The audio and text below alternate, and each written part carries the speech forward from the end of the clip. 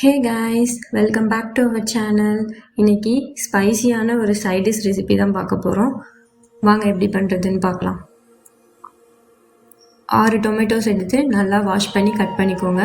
Cut பண்ண டொமேட்டோஸை இப்போ ஒரு ஜாருக்கு ட்ரான்ஸ்ஃபர் பண்ணி அதை ஒரு நல்ல ஃபைன் பேஸ்ட்டாக பிளெண்ட் பண்ணி எடுத்துக்கோங்க.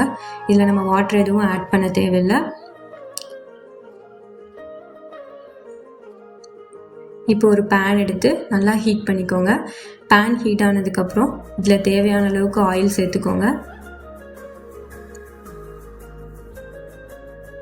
இந்த ஆயில் சூடானதும் 1 டீஸ்பூன் சீரகமும் 1/4 டீஸ்பூன் கடுகும் சேர்த்து நல்லா பொரிய விடுங்க.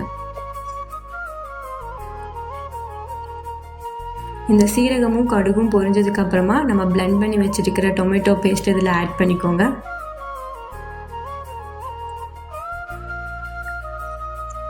கொஞ்சமாக தண்ணி சேர்த்துக்கோங்க. இதில்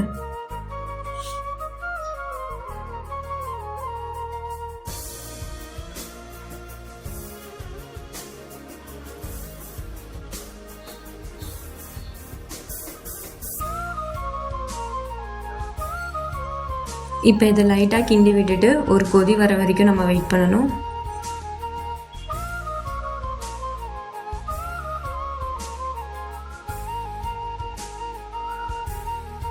இப்போ இது நல்லா கொதிச்சு வந்துருச்சு. இப்போ இதில் நம்ம தேவையான மசாலாஸ்லாம் ஆட் பண்ண போகிறோம்.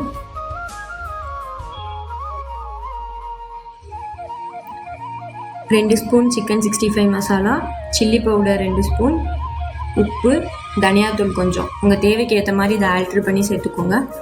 எங்கள் வீட்டில் எல்லாருமே காரமாக சாப்பிடுவோம், அதனால் நான் எல்லாமே கொஞ்சம் அதிகமாக சேர்த்துருக்கேன். இப்போ இதை சேர்த்ததுக்கப்புறமா நல்லா கிண்டி விடுங்க.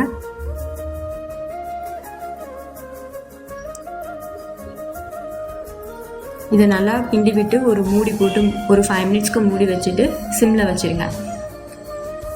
கருகிடக்கூடாது, கிண்டி விட்டுக்கிட்டே இருக்கணும். இந்த மாதிரி நம்ம செஞ்சு தரும்போது தக்காளி பிடிக்காதுன்னு சொல்கிறவங்க கூட ரொம்பவே விரும்பி சாப்பிடுவாங்க. கண்டிப்பாக நல்லாயிருக்கும், ட்ரை பண்ணி பாருங்கள். அடி பிடிக்காத அளவுக்கு நல்லா கிண்டிக்கிட்டே இருங்க. நம்ம ஆட் பண்ணியிருக்கிற எண்ணெய் எல்லாம் இதிலிருந்து பிரிஞ்சு வரணும். அந்த ஸ்டேஜ் வர வரைக்கும் இதை நம்ம வந்துட்டு கிண்டிக்கிட்டே இருக்கணும்.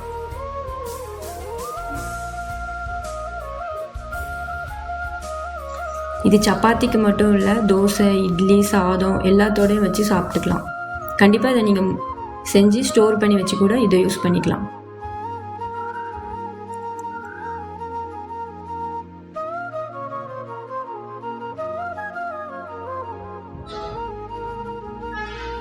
இப்போ இதில் பார்த்தீங்கன்னா எண்ணெய் நல்லா பிரிஞ்சு வந்துருச்சு.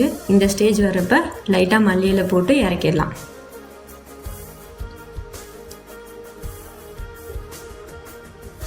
It's ready to serve. இந்த ரெசிபியை கண்டிப்பாக மறக்காமல் ட்ரை பண்ணி பாருங்கள், ரொம்பவே நல்லாயிருக்கும். இந்த மாதிரி நிறைய ரெசிபிஸ் வேணும்னா கண்டிப்பாக மறக்காமல் சப்ஸ்கிரைப் பண்ணிக்கோங்க. Like and share. Thank you for வாட்சிங்.